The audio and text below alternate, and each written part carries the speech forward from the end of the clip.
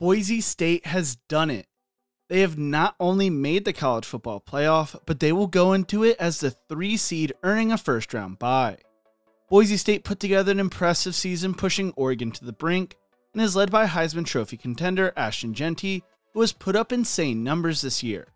What makes it even more impressive is how they rebounded from a rough season in 2023 to get here.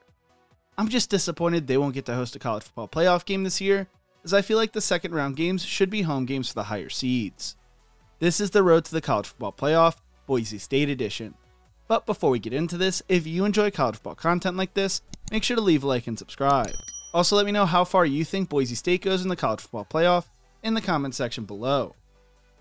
The 2023 season for Boise State would not go how they expected it to go heading into year 3 under head coach Andy Avalos. They were coming off a 10-4 season in 2022 and had high hopes of playing for a New Year's Six Bowl with an out-of-conference schedule consisting of Washington, UCF, North Dakota, and Memphis. The hope was to come out of conference play with a 3-1 record, but instead they would go 1-3 with a blowout loss to Washington, who would go on to play for the national title, and heartbreaking losses to UCF and Memphis by 3 points or less. Their only win would come against North Dakota. They would win their Mountain West opener 34-31 over San Diego State and San Jose State after the Memphis loss. They would be sitting at 3-3. They would have a 21-point lead over Colorado State before blowing it to fall to 3-4. After a 5-5 start to the season, Avalos would be fired, being replaced with defensive coordinator Spencer Danielson. Boise State won its next 2 contests for the right to play in the Mountain West Championship game. There, the Broncos toppled UNLV to take the conference crown before falling to UCLA in the LA Bowl. Danielson would be named the school's next head coach, having the interim tag removed. He had been on the Boise State staff since 2017, when he was hired as a graduate assistant and rose up the ranks from a position coach to co-defensive coordinator to full-time DC in 2021 when Avalos was hired. Danielson actually served as the interim head coach back in 2021 when Brian Harsons left to take the Auburn job, where Avalos was eventually hired. Danielson became the first interim coach in FBS history to win a conference title in 2023, and when he took over the Broncos, they averaged 38.7 points per game and 460 yards of total offense. Heading into the 2024 season, Boise State managed to hold on to Ashton Jeanty at running back and made headlines when they brought in USC transfer Malachi Nelson at quarterback. But it would actually be Maddox Madsen, though, who would win the starting quarterback job over Nelson after throwing for 1,191 yards, 9 touchdowns, and 3 interceptions in 2023, and knew the offensive system.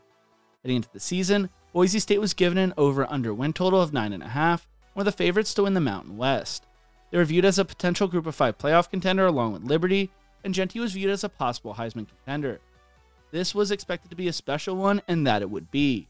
Boise State would start the season traveling across the country to Statesboro, Georgia, to take on Georgia Southern. Running back Ashton Jeanty would explode in this game and made his presence felt early, rushing for a 77-yard touchdown run to take a 7-0 lead over Georgia Southern. Jeanty would continue to make big plays, rushing for a 26-yard touchdown run, a 1-yard touchdown run, and a 5-yard touchdown run to give the Broncos a 28-9 lead before a late touchdown to close out the half by Georgia Southern. The Broncos would go on to win the game 56-45, behind Jeanty's 267 total yards and 6 touchdowns as he averaged 13.3 yards per carry to move to 1-0. The Heisman hype for Jeanty began to stir for the great running back after the Week 1 performance, but the Broncos would have a major test in Week 2 when they traveled to take on number 6 Oregon in Eugene. Oregon's rush defense was coming off a game where they held the Idaho Vandals to 2.5 yards per carry and 49 total rushing yards, and the Ducks entered the game as 20.5-point favorites. Boise State felt differently as they would give the Ducks a game, taking a 20-14 lead into half, and push the Ducks to the brink, holding a 34-27 lead with just over 10 minutes left in the game. The Ducks would come back and kick a game-winning field goal as time expired to beat Boise State 37-34. Jeanty had himself a game rushing for 192 yards and 3 touchdowns, averaging 7.7 yards per carry against the eventual Big Ten champions and the number 1 ranked team in college football. Boise State outgained Oregon 369 to 352 yards on the game as well. This game was an early indication that Boise State was the real deal this year, and Danielson spoke on the team's performance saying, "I'm proud of our team. We didn't finish the way we needed to. We need to find a way to win that game. We're going to look at it, learn, and grow from it. And we're going to be a better football team because of what we went through tonight." Following their bye week, Boise State would host Portland State in their home opener, destroying them 56-14 before hosting another big early season matchup against Washington State, a former Power 5 conference team. Jeanty would open the game with a huge run on the Broncos' first drive, taking it 64 yards and scoring a second touchdown towards the end of the first half. Towards the end of the third quarter, Maddox would find Matt Latour for a 22-yard passing touchdown to take a commanding 24-10 lead. While Washington State would respond with a touchdown of their own, Boise State would rush for 2 fourth-quarter touchdowns, and Maddox connected with Latour again en route to a 45-24 win.